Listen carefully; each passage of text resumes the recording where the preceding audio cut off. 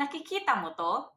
Ito ang dialysis machine. So ano nga ba ang dialysis? Ano nga ba ang mga komplikasyon na maaaring maramdaman ng mga nagdadialysis? Pero bago yan, ako nga po pala si Nurse Sandy, ang inyong nurse sa kidneys. 13 taon na akong dialysis nurse at ikukwento ko sa inyo ang nangyari sa isa naming pasyente. Ang mga taong nagdadialysis ay ang mga taong hindi na nakakaihi dahil sira na ang kanilang mga bato. Naiipon ang extra fluids at waste products sa kanilang katawan. Kaya bawat punta nila sa klinik ay importante ang kanilang timbang bago at pagkatapos ng procedure. Ito ang basehan kung ilang kilo ang kanilang naipon sa kanilang katawan at ito ang tatanggalin ng makina o ng tinatawag na dialysis machine. Balik tayo sa kwento. Si Patient X ay dumating sa unit na may 6 na kilong dagdag sa timbang. Dahil galing sa weekends, 3 days siyang walang dialysis. Dumating siya sa unit na hindi naman hingal o hindi naman overloaded. Nakakalakad, nakikipagchismisan at nakikipagbiroan pa. In short, normal lang. Bago ko siya simulan, nag-check muna ako sa mga previous nurses notes kung ilan ang palagiang kilong tinatanggal sa kanya. At nakita ko nga na 4 liters lang ang pinakamataas na hatak sa kanya. Kaya naman ang sabi ko, in 4 hours, try natin ang 4 to 4.5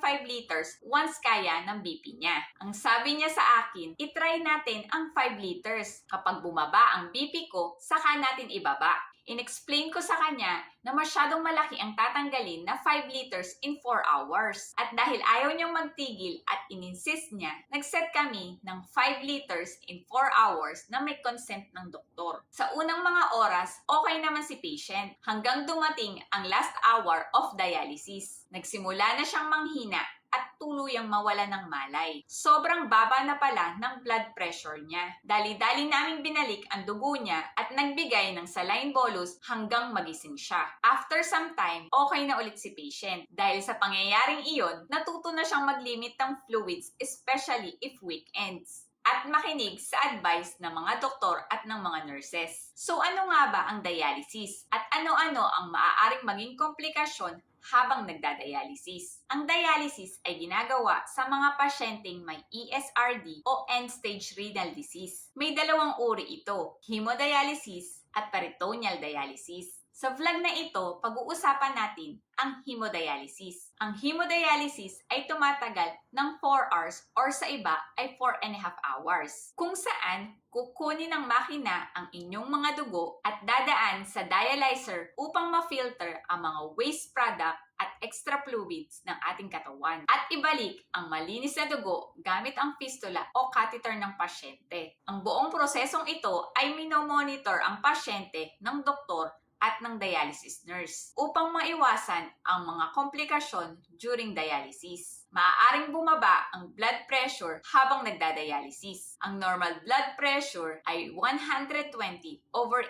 Sa mga pasyenteng nagdadialysis, importanteng mamonitor ang kanilang blood pressure. Dahil ang extra fluid at waste products ay tinatanggal, maaari itong magpababa ng blood pressure, lalo kung malaki ang ating hinahatak sa kanila. Isa pang factor kung bakit bumababa ang blood pressure nila ay ang hindi pagsunod sa tamang oras at dosage ng pag-inom ng kanilang blood pressure medicine. Kapag mali ang pag-inom nito, maaari itong magpababa ng BP habang sila ay nakasalang. Kaya nararapat na tama ang oras at dosage ng inyong iniinom na gamot. Isa ring rason ng pagbaba ng iyong blood pressure ay ang pagiging anemic. Dahil nga sira na ang inyong mga bato, hindi na nakakapag-produce ng erythropoietin ang inyong katawan. Nararapat lamang na mag-inject ng mga gamot na nakakatulong na magpataas ng hemoglobin level ng ating katawan. Ang kasunod na maaaring komplikasyon ng pagdadialysis ay ang pagchichills o pagkakaroon ng fever. Ang normal temperature ng ating katawan ay 37. Pag umabot ito sa 38 degrees Celsius, kinoconsider na itong lagnat. Maraming factor ang pwedeng maging sanhi nito, tulad ng infection, septicemia o infection sa dugo, dialyzer reaction, blood transfusion reaction, or access-related. Kapag nangyari ito, binibigyan ang pasyente ng paracetamol,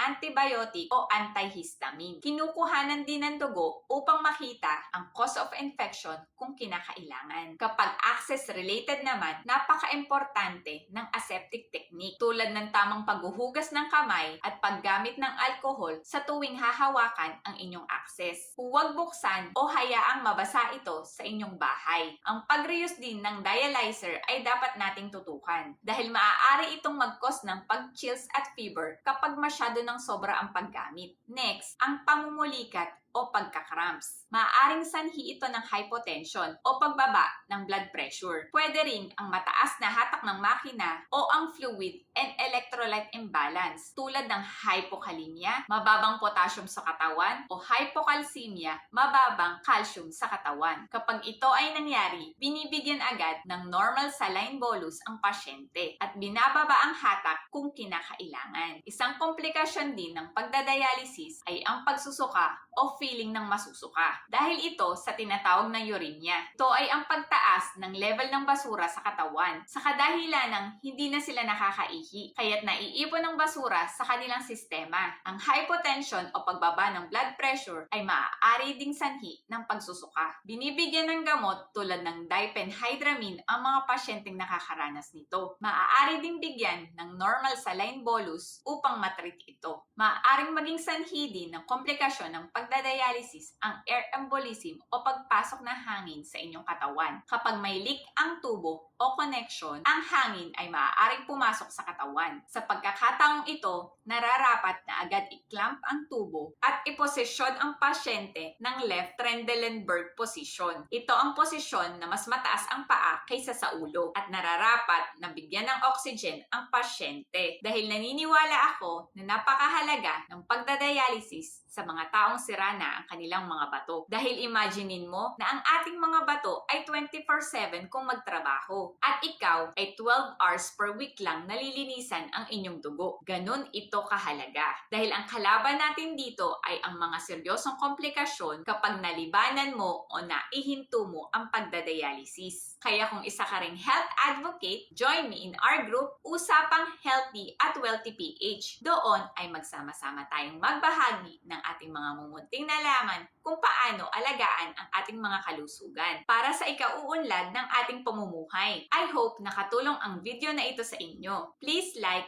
share, and follow nyo na rin. At i-comment mo na rin dyan sa baba kung ano ang mga komplikasyon na inyong naranasan. At nang mas marami pa tayong matulungan.